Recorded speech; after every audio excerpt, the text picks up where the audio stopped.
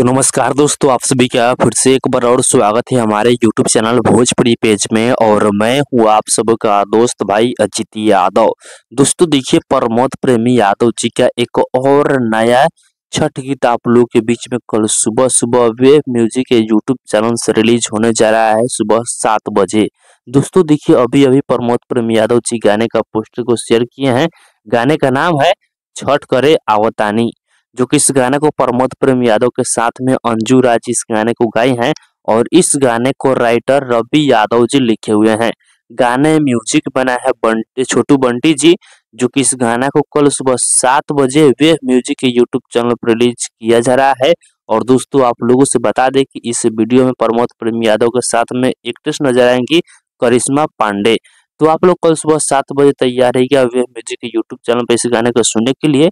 तो बाकी दोस्तों फिलहाल का ही अपडेट है। आप लोग इस गाने को सुनने के लिए कितने ज्यादा बेकरार हैं कमेंट बॉक्स में बताइएगा। और इसी के साथ हम इस वीडियो को समाप्त करते हैं। अभी तक हमारे इस चैनल को सब्सक्राइब नहीं किए हैं तो सब्सक्राइब भी कर लीजिएगा, क्योंकि इस चैनल पर भोजपुरी इंडस्ट्री के हर एक अपडेट सबसे पहले आप सभी को मिलेगा।